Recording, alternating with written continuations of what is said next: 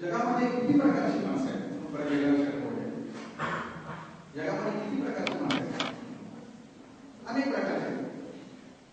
वेगवेगळ्या देशात राहणारी वेगळी माणसं आहेत, वेगवेगळ्या पक्षात बोलणारी वेगळी माणसं आहेत, वेगवेगळ्या उंचीची माणसं आहेत, वेगवेगळ्या वयाची माणसं आहेत, वेगवेगळ्या जाती धर्माची माणसं आहेत, स्त्री आहेत, पुरुष आहेत, खूप प्रकारचे आहेत.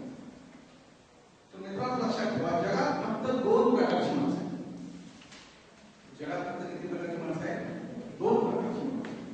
पहिला प्रकार म्हणजे ज्यांना आयुष्यात कसलंही ध्येय नाही, ज्यांना आयुष्यात कसलंही ध्येय, आयुष्यात काय करायचं त्यांनी ठरवलेलं नाही. त्यांना कामाचं बंधन नाही, वेळेचं बंधन नाही, कसलंच नाही. त्यांचा कालचा दिवस, आजचा दिवस आणि उद्याचा दिवस त्याच्यात कसलाही नाही. त्यांना कधी विचारलं कसं काय चाललंय, कटरी कटरी आहे जिंदगी, कटरी. आज विचारा कसं काय चाललंय, तेच कटरी. आज दुसरा विचारा, तेच होतं कटरी. एक पक्षाने विचारा, तेच होते ना कटरी. कारण काय, माझं नशीबच तसं आहे, माझ्या नशिबात आहे त्याच्या पद्धतीने. तर हा पहिला. आणि दुसरा प्रकार की रोज सकाळी उठल्यानंतर या माणसांना क्लिअर असतं की मला आज काय काल काय केलं याची त्याला पूर्णपणे जाणीव असते आणि उद्या काय करायचं याचं पूर्णपणे ज्ञान असतं. त्यांच्याकडे बघितल्यावर कसं काय चाललंय हे विचारायची देखील गरज पडत नाही. त्याचं काय चाललंय त्याच्याकडे बघितल्यावर त्याचं जीवन हे चान्सनुसार चालत नाही, तर चॉईसनुसार चालतं. आयुर्वेदिक म्हणजे चान्सनुसार चालत नाही, तर चॉईसनुसार चालतं. So these are the name having some different ideas, different goals in mind. नशिबाचा वय कधी ते विचार करतात. पहिल्या प्रकारची माणसं बाजारात नशीब विकत आणतात. ते बघितले बाजारात जाऊन नशीब विकत घेताना बघितले. बाजारात खरी मिळतात, ते नगरी घेऊन येतात, अंगठीमध्ये वगैरे बसवतात आणि काय म्हणतात त्याच्यानं माझं नशीब ऐकलंय की तुमची मानसिकताच नसेल सक्सेसची, तर जगत काय अप्रत काय. दुनिया ऐसी बावरी जो पत्थर पूजने जाए, दुनिया ऐसी बावरी जो पत्थर पूजने जाए, घर की चक्की कोई मुझे किसका. तर मित्रांनो आयुष्यात 2च प्रश्न महत्वाचे आहेत, फक्त 2च प्रश्न महत्वाचे. पहिला प्रश्न म्हणजे आयुष्यात काय पाहिजे आणि दुसरा प्रश्न म्हणजे ते कसं मिळवायचं. पहिला प्रश्न म्हणजे आयुष्यात तुम्हाला काय पाहिजे आणि दुसरा प्रश्न म्हणजे ते कसं मिळवायचं.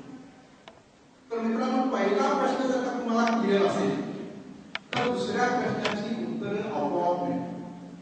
प्लीज रिमेंबर, पहिल्या प्रश्नात तुम्हाला एकदम क्लिअर असेल काय पाहिजे ते सुद्धा एकदम क्लिअर असेल तर ते कसं पाहिजे ठरवायचं हे तुम्हाला आपोआप. बऱ्याच जणांना प्रश्न क्लिअर असतो, बऱ्याच जणांना प्रश्न क्लिअर असतो. तुमच्या आयुष्यात कुठलीही अडचण नाही, तुम्ही प्रश्न तपासून उत्तर आपोआप मिळतील. उत्तराची तुम्ही अजिबात नाही, उत्तर तुम्हाला आपोआप मिळतील. प्रश्न तुम्ही तपासून नका. प्रश्न तुमचे व्यवस्थित असतील, योग्य असतील तर उत्तरही तुम्हाला निश्चितपणे आपोआप. अजून एक उदाहरण बघूया. हे काय सगळ्यांना माहिती आहे,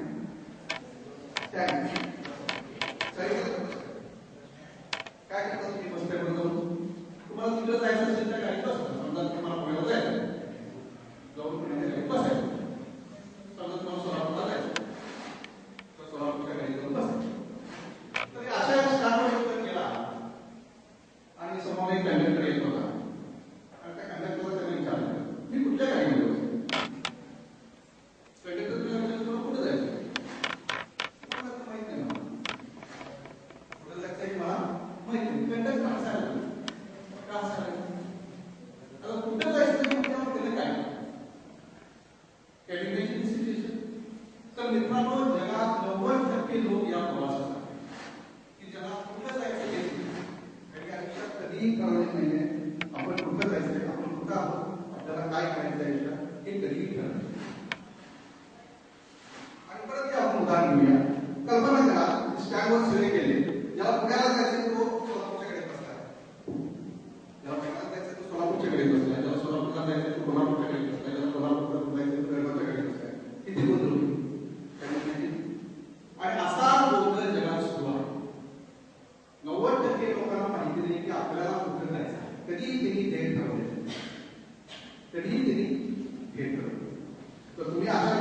होणार का आपला 2 नंबरच्या रोगांसाठी होणार? Very important question. The most important thing about the goals is having very simple question, my dear friends. Goals फक्त सगळ्यात महत्त्वाची गोष्ट कुठली असेल तर गोल असणं. गोल नसणं म्हणजे तुमच्या जीवनाला काही नाही. गोल असणं ही अतिशय महत्त्वाची गोष्ट. Goals are not only absolutely necessary. They are essential to really keep us on. ज्याला गोल नाही तो माणूस जिवंत आहे असं म्हणण्याची गरज नाही. तो फक्त श्वास घेतो. ज्याला कुठे जायचं माहिती, आयुष्यात काय करायचं माहिती, अशी जर का परिस्थिती असेल तर तो माणूस जिवंत आहे असं म्हणायची काही गरज नाही. तो फक्त श्वास घेतो. फुटबॉल खेळतो, फुटबॉल खेळायला फुटबॉल खेळताना काय करायला पाहिजे, आपल्या डोक्यात काय पाहिजे, गोल पोस्ट बरोबर आहे. खेळावर कुठे पण असू द्या, बॉल कुठे पण असू, प्रत्येकाच्या काय पाहिजे, गोल पोस्ट. गोल पोस्ट नसतं तर काय करणार? Can you imagine this game? Football. So you can easily apply this example to our life.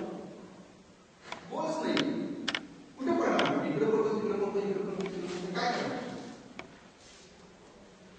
So goals are very important in life, my dear friends. As we reach your goals, set goals. मगाशी आपण बघितलं success is progress. एक आपण गोल पुढे जाऊ. एक goal achieve झाला म्हणजे सक्सेसचा विषय संपलाच नाही. This is how you grow and become more powerful. एक गोल झाला तुम्ही पुढे गेला. कुठल्याही माउंटेनमध्ये जाऊ किंवा जाऊ एक शिखर असते का?